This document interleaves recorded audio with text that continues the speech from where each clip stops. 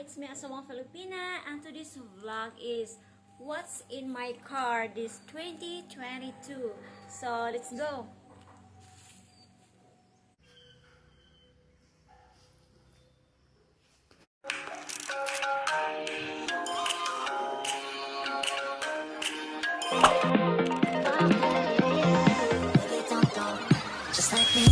We're here now, and this is my first car. It's a Toyota Wigo 2018 model. So we're gonna check out what's inside, and let's go.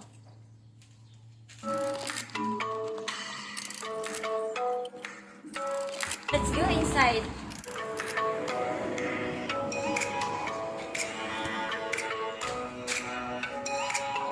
I have the face mask inside. What's inside my car this year 2022?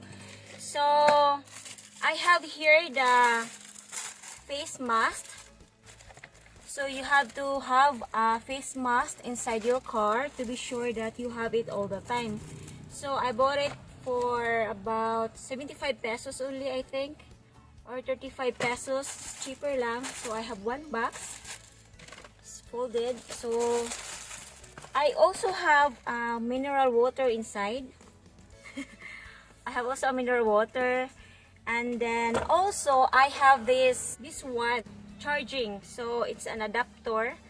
So you just have to insert in the car where you plug in the camera, and then this one you can already charge to cell phone or whatever you want to charge inside the car.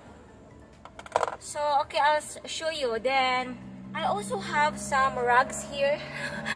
I also have rugs, so I need to clean my car. So it's quite noisy at the sides. I still need to do the car wash of the car, and I have to go to the city for that. And I also have a rugs, and then also I have shoes in times that I step out in the car. Then I have also shoes here. I have a lot, like a storage. So I have my shoes here because when I drive, I use flat sandals or flat shoes or flip-flops. So I have shoes, so I put also in the car. So I have water, and of course I have this shoulder pad. So my husband bought it from Holland.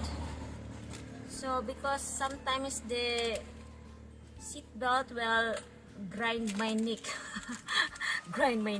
So I have this one. It's two.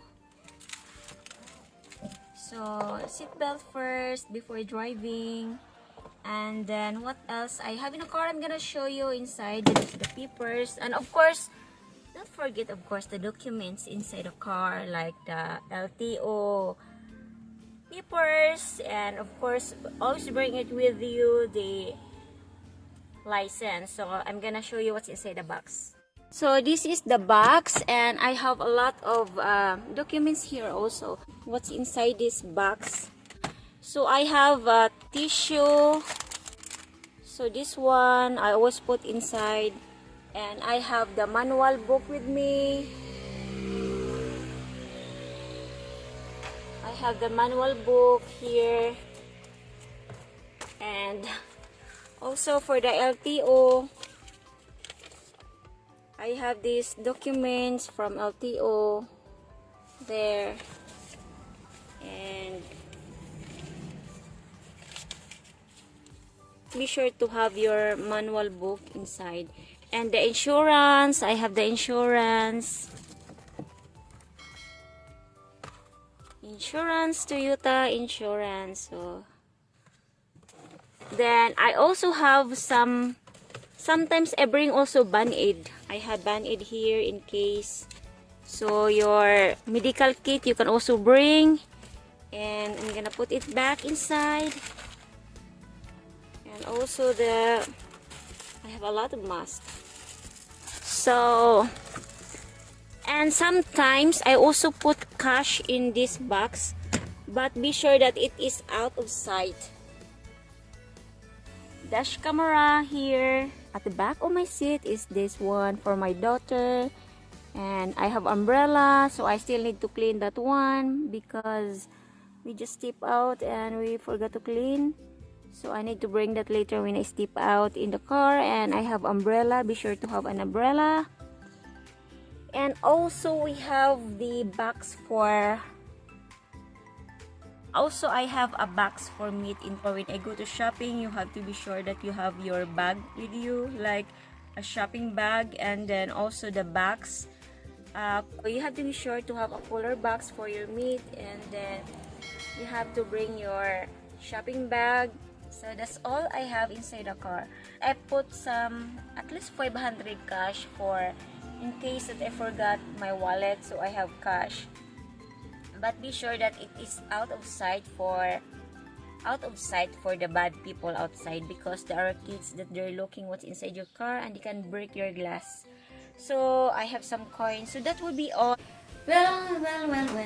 Hi, so if you are not subscribed yet, haven't subscribed yet, don't forget to like, subscribe now, and then don't forget to hit the notification bell so that you are updated for our next upload. So see you next vlog. Bye!